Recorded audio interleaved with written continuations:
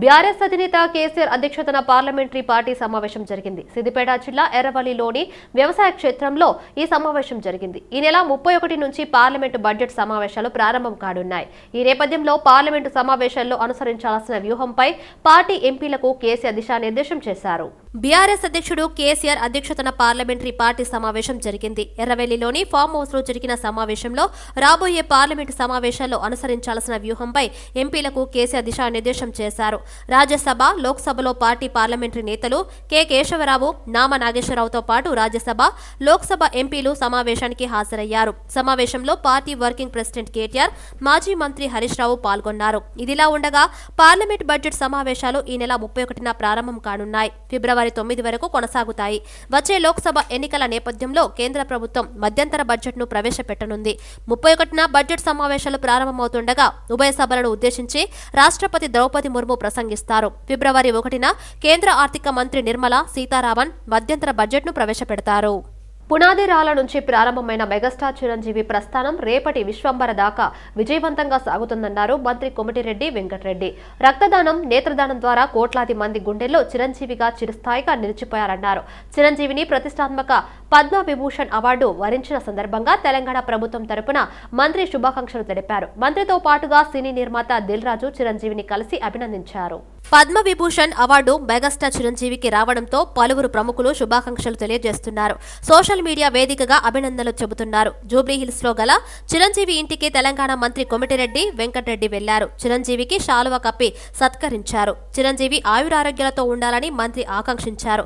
భవిష్యత్తులో మరిన్ని ఉన్నత శిఖరాలకు చేరుకోవాలని కోరారు. చిరంజీవి భారతరత్న స్వీకరించాలని మంత్రి వెంకటరెడ్డి అభిలాషించారు. రక్తదానం, నేత్రదానం వంటి కార్యక్రమాల ద్వారా కోట్లాది మంది గుండెల్లో చిరంజీవి చిరస్థాయిగా నిలిచిపోయారని మంత్రి వెంకటరెడ్డి ప్రశంసించారు. చిరంజీవిని కలిసిన వారిలో ప్రముఖ నిర్మాత దిల్ రాజు, రాజా రవీంద్ర ఉన్నారు. సిద్దిపేట జిల్లా నంగునూరు మండలం నర్మేట గ్రామంలో నిర్మిస్తున్న పామ్ ఆయిల్ ఫ్యాక్టరీ పనులను పరిశీలించారు మాజీ మంత్రి MLA Harish Rao. TS oil fed ఆధ్వర్యంలో నిర్మిస్తున్న ఆయిల్ ఫామ్ ఫ్యాక్టరీ పనులు వేగంగా చేయాలని, త్వరితగతిన పనులు పూర్తి చేయాలని అధికారులను ఆదేశించారు. అత్యాధునిక టెక్నాలజీ, అన్ని వసతులతో కూడిన ఆయిల్ ఫామ్ ఫ్యాక్టరీని మన నర్మేటలో నిర్మించడం జరుగుతుందన్నారు హరీష్ రావు. ఆయిల్ ఫామ్ ఫ్యాక్టరీలో నూనె ఉత్పత్తి చేయడమే కాదు, రిఫైనరీని పెట్టి ఫైనల్ ప్రొడక్ట్ ను ఇక్కడ నుంచే నేరుగా మార్కెట్లోకి పంపించడం జరుగుతుందన్నారు హరీష్ రావు. దీనికి కావలసిన 4 మెగావాట్ల సెల్ఫ్ జనరేషన్ విద్యుత్ ఉత్పత్తి కేంద్రాన్ని కూడా ఇక్కడ ఏర్పాటు చేసుకోవడం జరిగిందన్నారు. వాడిన వాటిని వాటర్ ట్రీట్మెంట్ ప్లాంట్ ద్వారా రీసైకిల్ చేసే పద్ధతిని ఇక్కడ పెట్టుకోవడం జరిగిందన్నారు. గత 3 సంవత్సరాల క్రితం ఆయిల్ ఫామ్ పంటను పెట్టిన రైతుల నుంచి ఈ జూన్ వరకు పంట దిగుబడి రానుందన్నారు. రానున్న జూన్ మాసం అంటే 5 నెలల్లో పంట ఉత్పత్తి ప్రారంభం కానుంది కనుక దాన్ని కొనుగోలు చేసేందుకు అన్ని ఏర్పాట్లు చేయాలని అధికారులను ఆదేశించడం జరిగిందన్నారు. దాదాపు 300 కోట్ల రూపాయలతో మన ఫ్యాక్టరీ నిర్మాణం అవుతా ఉంది. సో దీనికి అంతా ఇప్పుడే పనులన్నీ కూడా ప్రారంభమైనాయి. ఇప్పటికే 11 కోట్ల రూపాయలతో పనులు ముమ్మరంగా జరుగుతూ ఉన్నాయి. 10 కోట్ల లీటర్లు పట్టేటువంటి వాటర్ స్టోరేజ్ ట్యాంక్ ఒకటి మనం ఇక్కడ నిర్మించుకుంటా ఉన్నాం. 3 వే బ్రిడ్జెస్ పనులు కూడా జరుగుతూ ఉన్నాయి. చుట్టూ కాంపౌండ్ వాల్ పనులు జరుగుతూ ఉన్నాయి. Administrative office building, security room, ఇవన్నీ పనులు కూడా ఆల్రెడీ జరుగుతూ ఉన్నాయి. త్వరలోనే మెకానికల్ పనులు కూడా మరి ప్రారంభం చేసి ఫ్యాక్టరీ నిర్మాణాన్ని మరింత వేగంగా కూడా మనం చేయడం జరుగుతుంది. ఈ సందర్భంగా నేను రైతులందరినీ కూడా కోరుతా ఉన్నా, మంచి మొక్కలు మన దగ్గర అందుబాటులో ఉన్నాయి.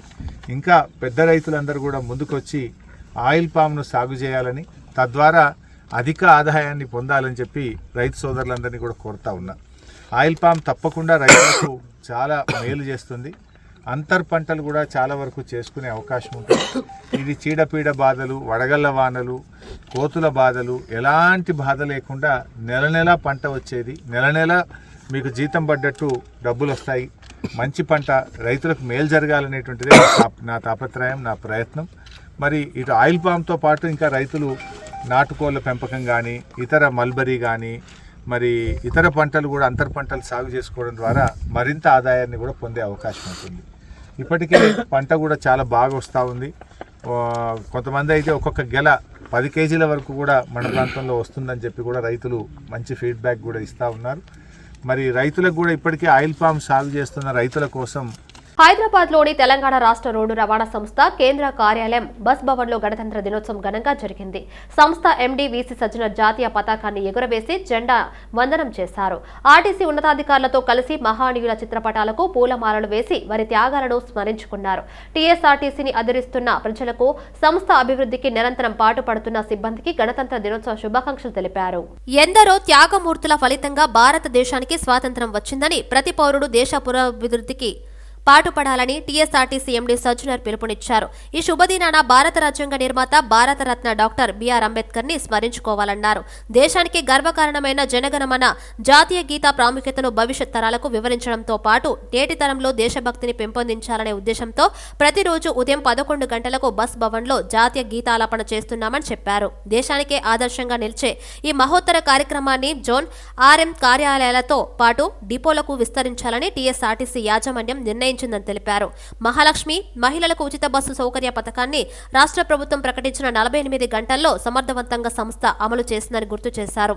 సంస్థకు చెందిన 7200 Palle Velugu, express, city ordinary, metro express బస్సుల్లో ప్రస్తుతం మహాలక్ష్మి స్కీమ్ విజయవంతంగా అమలు చేస్తున్నామని చెప్పడానికి తనకెంతో సంతోషంగా ఉందన్నారు.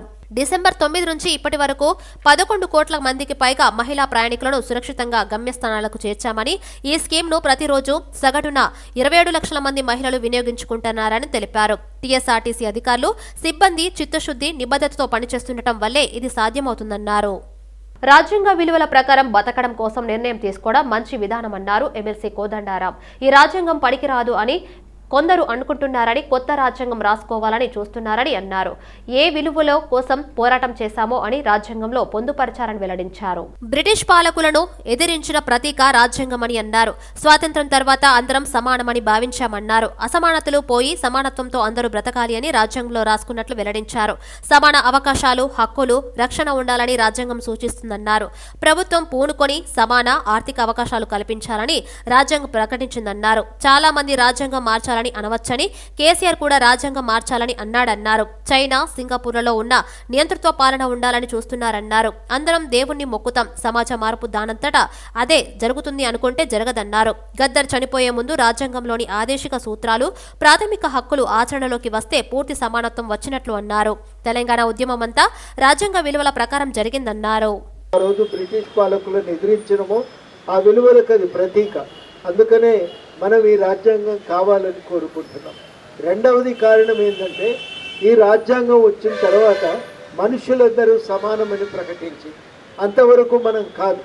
ఆస్తి, అంతస్తు, సంప్రదాయము, హోదా, ప్రతిపత్తుల్లో మనుషుల మధ్య వ్యత్యాసాలు సహజమని సమాజం భావించింది. ఆ వ్యత్యాసాలను కాపాడాలని అప్పటి సమాజం అనుకున్నది. బ్రిటిష్ పాలకులు దానికి వంతపాడింది. దాన్ని నిర్మూలించి భారతదేశాన్ని ప్రజాస్వామ్య దేశంగా చేయాలని అనుకోలేదు. మనం అనుకున్న విలువలు ఏంటి? బ్రిటిష్ పాలకుల మీద కొట్లాడినప్పుడు అసమానతలు పోయి సమానంగా మనుషులు జీవించగల దేశంగా భారతదేశం పెంపొందాలి. కరాచీ తీర్మానంలో రాసుకున్నట్టు కేవలం బ్రిటిష్ వాడు పోవటమే కాదు, పీడన నుంచి, ఆకలి నుంచి, పేదరికం నుంచి విముక్తి దొరికినప్పుడే భారతదేశం నిజమైన స్వాతంత్ర దేశం కాగలదనుకున్నాం. ఆ మాట ప్రకారం మొట్టమొదట భారత రాజ్యాంగం అనేది మనుషులందరినీ కూడా సంపూర్ణంగా సమానులుగా ప్రకటించింది. అది మనం గుర్తుపెట్టుకోవాల్సిన అంశం. మనుషులందరం సమానం. అంతస్తులలోనూ తారతమ్యాలలోనూ తేడాలు ఉంటే ఉండవచ్చును కాక, కానీ ఆ తేడాలను అధిగమించే విధంగా అందరికీ సమాన అవకాశాలు దొరకాలి, అందరికీ సమాన రక్షణ ఉండాలి, అందరికీ సమాన గౌరవం అనేది ఉండాలి. అది మన భారత రాజ్యాంగం ప్రతిపాదిస్తున్నది. సమానత్వం అనేది అసమాన సమాజంలో ఎట్లా సాధ్యమనే అనుమానం కలగచ్చు.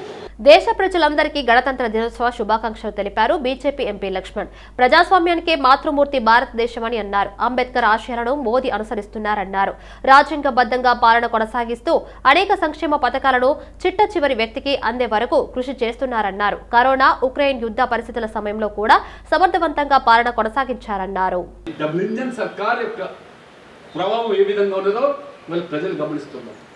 బీజేపీ పాలిత రాష్ట్రాలన్నింటిలో కూడా ఇవ్వాలి. అభివృద్ధికి పెద్దపీట వేయడమే కాకుండా పేదల సంక్షేమ పథకాలు ఇవ్వాలి.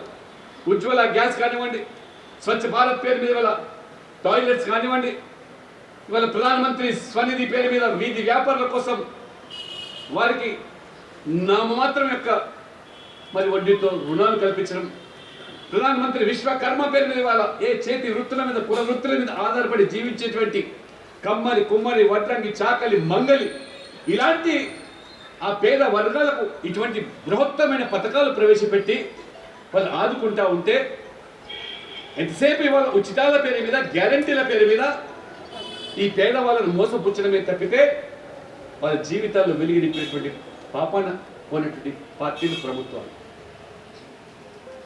ఆ రకంగా ఇవాళ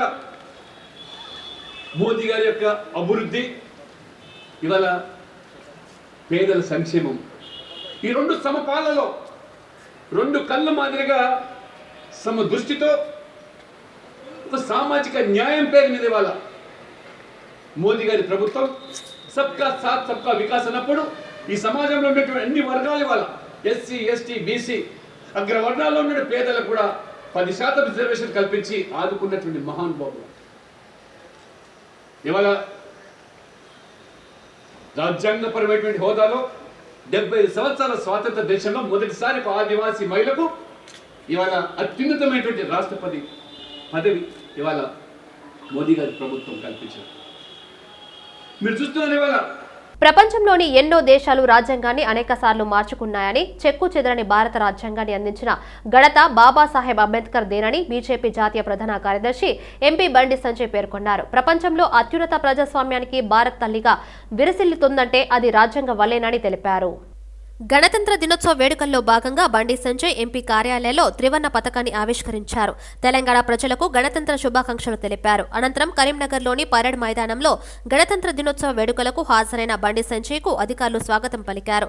జిల్లా కలెక్టర్ పమేలా సత్పతితో కలిసి సాంస్కృతిక కార్యక్రమాలను వీక్షించడంతో పాటు పలువురిని సత్కరించారు. భారతదేశానికి స్వాతంత్ర్యం తీసుకొచ్చేందుకు మన పూర్వీకులు ఎన్నో ఉద్యమాలు చేశారన్నారు. ఎంతో మంది అమరుల త్యాగాలతో, పోరాటాలతో సాధించుకున్న భారతదేశానికి సొంత రాజ్యాంగం ఉండాలని అందరూ భావిస్తే డాక్టర్ బాబాసాహెబ్ అంబేద్కర్ అద్భుతమైన రాజ్యాంగాన్ని మనకు అందించి ప్రపంచంలోనే ప్రజాస్వామ్యానికి తల్లిగా తీర్చిదిద్దారని కొనియాడారు. అంబేద్కర్ స్ఫూర్తితో మోదీ దేశాన్ని ఒకవైపు అభివృద్ధి, సంక్షేమ పథంలో నడిపిస్తూనే మరోవైపు ప్రజాస్వామ్య ఫలాలు చిట్ట చివరి వ్యక్తికి సైతం అందించాలనే తపనతో అవినీతి రహిత పాలన అందిస్తున్నారన్నారు. భారత్ను విశ్వగురు స్థానంలో నిలిపేందుకు నిరంతరం పాటుపడుతున్నారని పేర్కొన్నారు. పటంచెరు నియోజకవర్గంలోని అమీన్పూర్ మున్సిపాలిటీ బీరంగూడలో ఉన్న వైష్ణవి హైస్కూల్లో గణతంత్ర దినోత్సవ వేడుకలు ఘనంగా జరిగాయి. పాఠశాల ప్రిన్సిపల్ హరిప్రియ, ఇన్ఛార్జ్ రతన్ రాజ్ వర్మ ఆధ్వర్యంలో రిపబ్లిక్ డే వేడుకలు జరిగాయి. విద్యార్థులందరికీ గణతంత్ర దినోత్సవ విశిష్టతను వివరిస్తూ అనేక సాంస్కృతిక కార్యక్రమాలు నిర్వహించడం చాలా ఆనందంగా ఉందన్నారు వైష్ణవి పాఠశాల ప్రిన్సిపల్ హరిప్రియ. చిన్నారుల్లో బంగారు భవిష్యత్తుకు బాటలు వేస్తామని ఆమె అన్నారు. 16, we have started the school in Madurai named Sri Vaishnavi High School. I am proud to say that on the first day of the school itself, we have the cooperation with the parents and all the well-wishers of the society. We are able to run this institution. We focus on IIT, medical and Olympiad with a great enthusiasm. The parents comes here and wishes their child to be in so and so particular area. And we are at a dance and all the celebrations. Here today we are celebrating the 75th Republic Day with a great honor and respect. We have conducted many cultural programs and speeches of my lovely kids. And we are also marking the proud to be the great country honor. So thank you. Republic day వేడుకల్లో పాల్గొన్నారు MIM MP Asaduddin Owaisi. Madina సర్కిల్లోని old సిటీలో జాతీయ జెండాను ఎగురవేశారు. హైదరాబాద్లోని Madina circle old సిటీలో గణతంత్ర దినోత్సవ వేడుకలు ఘనంగా జరిగాయి. ఎంఐఎం అధినేత ఎంపీ అసదుద్దీన్ ఓవైసీ జాతీయ జెండాను ఎగురవేసి జాతీయ గీతాలాపన చేశారు. గణతంత్ర దినోత్సవాన్ని పురస్కరించుకుని బోయిన్పల్లిలోని తన నివాసం వద్ద మాజీ మంత్రి మేడ్చల్ ఎమ్మెల్యే మల్లారెడ్డి జాతీయ పతాకాన్ని ఆవిష్కరించారు. రాజ్యాంగం అమల్లోకి వచ్చిన గొప్ప రోజుగా ప్రత్యేక గణతంత్ర వేడుకలు నిర్వహించుకోవడం సంతోషకరమని అన్నారు.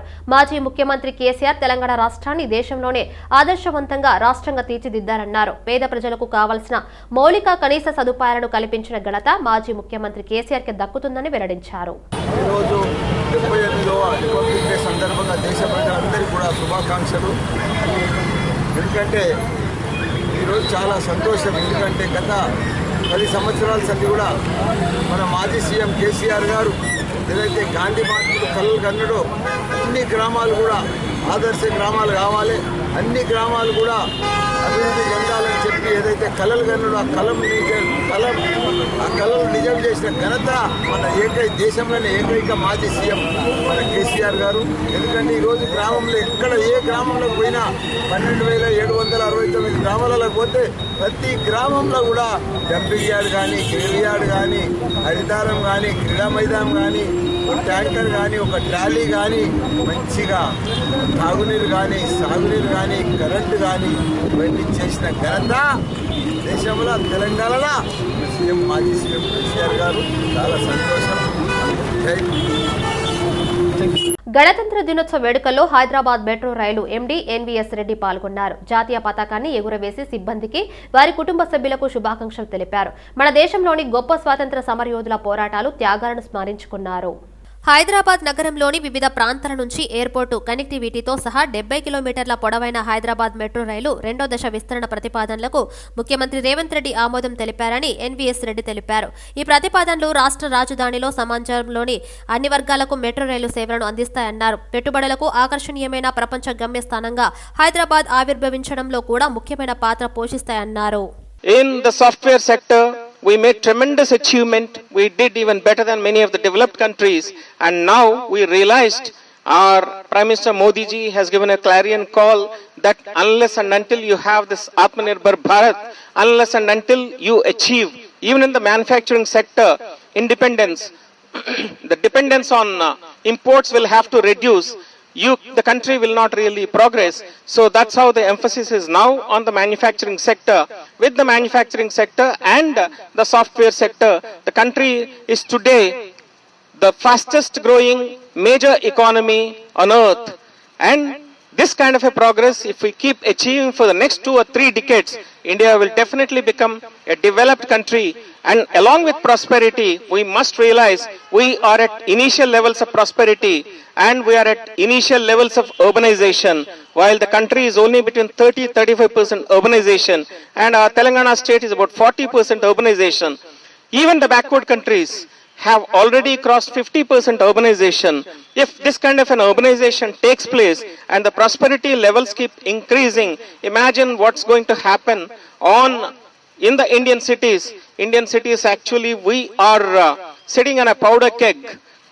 మేడ్చల్ మల్కాజ్గిరి జిల్లా కలెక్టరేట్లో 75వ గణతంత్ర దినోత్సవం సందర్భంగా కలెక్టర్ గౌతమ్ జెండా ఆవిష్కరణ చేశారు. అనంతరం పోలీసుల గౌరవ వందనం స్వీకరించారు. జిల్లా స్థాయిలో ఉత్తమ ప్రతిభ కనబరిచిన పలువురు ఉపాధ్యాయులకు ప్రశంసా పత్రాలు అందజేశారు. ఈ కార్యక్రమంలో అదనపు కలెక్టర్ విజయేందర్ రెడ్డి పాల్గొన్నారు.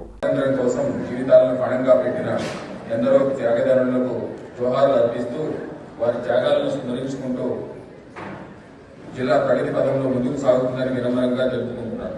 సమగ్ర అభివృద్ధి, మెరుగైన సేవల లక్ష్యంగా ప్రభుత్వం ప్రతి 4 నెలలకు ఒకసారి ప్రజాపాలన కార్యక్రమం నిర్వహించదలిచింది. ఈ కార్యక్రమం ద్వారా ప్రజల వద్ద నుండి అభయహస్తం పథకంలో భాగంగా 6 గ్యారంటీల క్రింద లబ్ధి పొందడానికి జిల్లాలోని అన్ని గ్రామాల నుండి దరఖాస్తులు స్వీకరించడం జరుగుతుంది. డిసెంబర్ 28, 2023 నుంచి 6 జనవరి 2024 వరకు జరిగిన మొదటి ప్రజాపాలన కార్యక్రమంలో మహాలక్ష్మి, రైతు భరోసా, గృహజ్యోతి, ఇందిరమ్మ ఇండ్లు, యువ వికాసం మరియు చేయుత పథకముల కింద ప్రజల వద్ద నుండి దరఖాస్తులు స్వీకరించి కంప్యూటరీకరణ చేసి పథకాల వారీగా వివరాలను ప్రభుత్వానికి సమర్పించడం జరిగింది. 6 గ్యారంటీల్లో భాగంగా మహాలక్ష్మి పథకం కింద బాలికలు, మహిళలు మరియు ట్రాన్స్జెండర్స్ కు ప్రభుత్వం ఉచిత బస్సు ప్రయాణ సౌకర్యం ఆల్రెడీ కల్పించడం జరిగింది. ఇప్పటి వరకు జిల్లాలో 1,20,00,000 మంది ఈ ఉచిత ప్రయాణ సౌకర్యాన్ని వినియోగించుకున్నారు.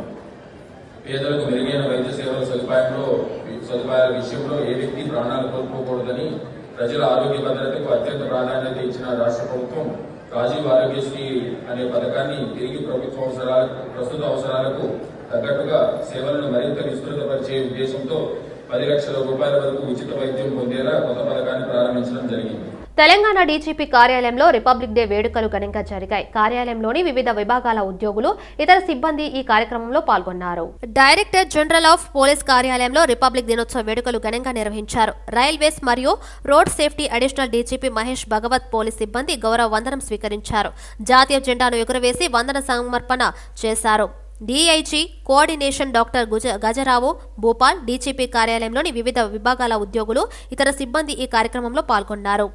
ఇంటెలిజెన్స్ శాఖ ప్రధాన కార్యాలయంలో రిపబ్లిక్ డే వేడుకలు జరిగాయి. Intelligence chief additional DGP B Shivadhar Reddy జాతీయ జెండాను ఎగురవేసి వందన సమర్పణ చేశారు. డీఐజీ కార్తికేయ, ఎస్పీలు భాస్కరన్, శ్రీధర్ తదితరులు కార్యక్రమంలో పాల్గొన్నారు.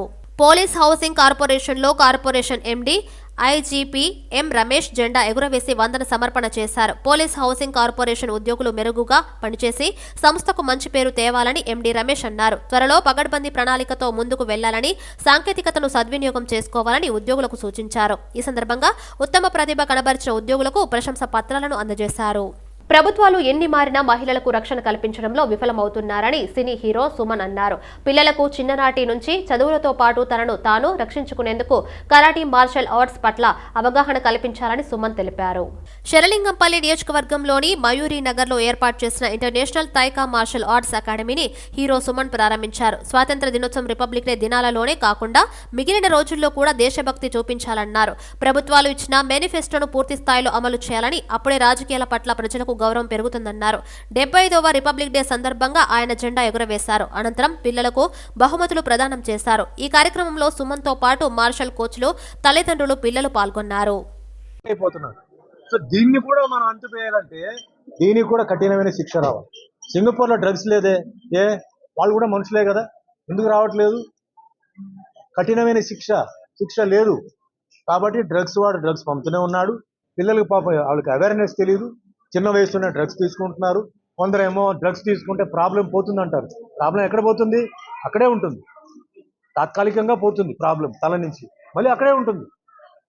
కాబట్టి ఇవన్నీ చేయాలంటే కాన్స్టిట్యూషన్ మారాల్సిన టైం, కాన్స్టిట్యూషన్ ఆల్టర్ చేయాల్సిన టైం.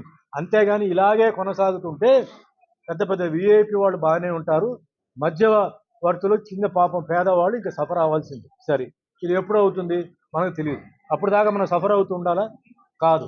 అప్పుడు దాకా మహిళల్ని కాపాడే ఒకే ఒక సబ్జెక్ట్ ఏంటంటే మార్షల్ ఆర్ట్స్. అందుకే మార్షల్ ఆర్ట్స్ ప్రతి ఒక్కరూ నేర్చుకోవాలి.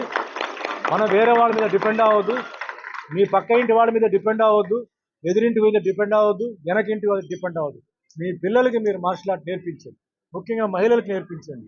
ఇండిపెండెంట్గా వాళ్ళకి మానసికంగా వాళ్ళకి ఒక ధైర్యం రావాలంటే మార్షల్ ఆర్ట్ వల్లనే సాధ్యం. ఇది నేను 50 సంవత్సరాల నా ఎక్స్పీరియన్స్తో నేను చెప్తున్నాను.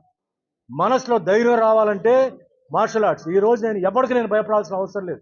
నేను తప్పు చేస్తే నేను భయపడాలి, తప్పు చేయనప్పుడు నాకు భయం. 10 మంది వచ్చినా కూడా ఇప్పుడు కూడా నేను స్పారింగ్ చేయడానికి రెడీగా ఉన్నాను. నా ధైర్యం నాకు మార్షల్ ఆర్ట్లో ఉంది, ధైర్యం ఇచ్చింది నాకు. కాబట్టి నా రిక్వెస్ట్ ఇది, నేను విజ్ఞప్తి చేసేది పేరెంట్స్. రాచకొండ కమిషనరేట్ నేరేడ్మెట్లో 75వ గణతంత్ర దినోత్సవ వేడుకలను పురస్కరించుకొని సిపి సుధీర్ బాబు జాతీయ జెండాను ఆవిష్కరించారు. సిబ్బందికి, ప్రజలకు రిపబ్లిక్ డే శుభాకాంక్షలు తెలిపారు. 1950 జనవరి 26న భారత రాజ్యాంగం అమల్లోకి వచ్చిందని, డాక్టర్ బిఆర్ అంబేద్కర్ రాజ్యాంగ పరిషత్ సభ్యులు భారత రాజ్యాంగానికి సంపూర్ణతను తీసుకురావడంలో పోషించిన పాత్రను గుర్తు చేశారు. దేశ స్వాతంత్ర విశిష్టతను వివరించి స్వాతంత్ర సమరయోధుల కృషిని సిపి సుధీర్ బాబు అందరికీ గుర్తు చేశారు. స్వాతంత్ర సమరయోధుల చెమట, రక్తంతో సాకారమైన స్వతంత్ర దేశం గణతంత్ర దేశంగా చక్కటి పరిపాలనతో అభివృద్ధి చెందడంలో రాజ్యాంగం ప్రముఖ పాత్ర పోషిస్తుందని కమిషనర్ పేర్కొన్నారు. దేశంలో అన్ని రకాల వివక్షలు రూపుమాపి ప్రజలందరికీ సమానంగా హక్కులు కల్పించి విభిన్న ప్రాంతాల, సంస్కృతుల ప్రజలను ఏకతాటిపైకి తెచ్చిన గొప్పతనం భారత రాజ్యాంగానిదే అని కమిషనర్ పేర్కొన్నారు. వెనుకబడిన తరగతుల ప్రజలకు వివిధ రకాలుగా వివక్షకు, అణచివేతకు గురైన వర్గాలను అభివృద్ధి పథంలోకి తీసుకురావడంలో రాజ్యాంగం పోషిస్తున్న పాత్రను సిపి గుర్తు చేశారు. పోలీసులు అందరూ కలిసికట్టుగా ఒక కుటుంబంలో పనిచేయాలని సూచించారు. విజిబుల్ పోలీసింగ్ కు అధిక ప్రాధాన్యం ఇవ్వాలన్నారు. సమిష్టి కృషితోనే శాంతి భద్రతల పరిరక్షణ సాధ్యం అవుతుందని పేర్కొన్నారు. ప్రజలకు సత్వర సేవలు అందించడంలో రాచకొండ పోలీసులు చేస్తున్న కృషిని అభినందించి ప్రజలకు సేవ చేసేందుకే సిబ్బంది పునరంకితం కావాలని సూచించారు. ఎల్బీనగర్ నియోజకవర్గంలో గణతంత్ర దినోత్సవం ఘనంగా జరుపుకున్నారు కాంగ్రెస్ శ్రేణులు. చైతన్యపురి గడ్డి అన్నారం డివిజన్లో గణతంత్ర దినోత్సవ సందర్భంగా ముఖ్య అతిథిగా హాజరై కాంగ్రెస్ పార్టీ రాష్ట్ర నాయకుడు మల్రెడ్డి రామ్రెడ్డి జాతీయ జెండా ఆవిష్కరించారు. భారత రాజ్యాంగం అమలు చేసిన రోజు జనవరి 26 సందర్భంగా ప్రతి ఒక్కరికి గణతంత్ర దినోత్సవ శుభాకాంక్షలు తెలిపారు మల్రెడ్డి రామ్రెడ్డి. ప్రతి ఒక్కరూ రాజ్యాంగాన్ని కాపాడాలని పిలుపునిచ్చారు. భారత రాజ్యాంగాన్ని ప్రపంచంలోనే గొప్ప రాజ్యాంగమని, అలాంటి రాజ్యాంగం అందించిన డాక్టర్ బిఆర్ అంబేద్కర్ కు మనమందరం రుణపడి ఉండాలన్నారు. ప్రతి ఒక్కరూ రాజ్యాంగాన్ని గౌరవించాలని, ఆచరించాలని, దానివల్ల అన్ని వర్గాలకి సమన్యాయం జరుగుతుందన్నారు. ప్రయత్నం చేశారు. ఇప్పుడు ముఖ్యమంత్రి గారు అయ్యారు కాబట్టి నేను ఒక 2-3 రోజులలో ముఖ్యమంత్రి గారితో ఫోన్ చేయించి మీ సమస్య పరిష్కారానికి మీరు వస్తే కూడా ఎవరైనా 2-3 వస్తే తీసుకెళ్ళి కూడా చేయించడానికి నాకేం ఇబ్బంది లేదు. ఎట్టి పరిస్థితుల్లో అది చేయించుకోవడానికి ప్రయత్నం చేద్దాం. మరి ఆయన్నే నిన్న మొన్న నాకు తెలిసి నిన్ననే వాళ్ళ మీద ఏదో రైడ్ కూడా అయినట్టున్నది, యాంటీ కరప్షన్ దాంట్లో కూడా ఉన్నట్టు. నేను చాలా రిక్వెస్ట్ చేసిన, మీ అందరికీ తెలుసు, మీ మీద కేసులు కాకుండా సిఐ తోటి మాట్లాడినా, ఏసీపీ తోటి మాట్లాడినా, మెట్రో వాళ్ళతో మాట్లాడినా, అయినా కానీ వాళ్ళు మళ్ళీ రాత్రి వచ్చి బంద్ చేయించారు. మళ్ళీ ఎట్టి పరిస్థితుల్లో తీయటానికి ప్రయత్నం చేద్దాం. నేను ఒక్క ఫోన్ అక్కడ చేసినాక నేను తీసే ప్రయత్నం చేస్తామని ఈ సందర్భంగా మీ అందరికి మనవి చేస్తున్నా. మీరందరూ కష్టపడి ఈ రాష్ట్రంలో మన కాంగ్రెస్ ప్రభుత్వం రావటానికి మరి మీ వంతు సహాయ సహకారాలు కూడా అందించారు.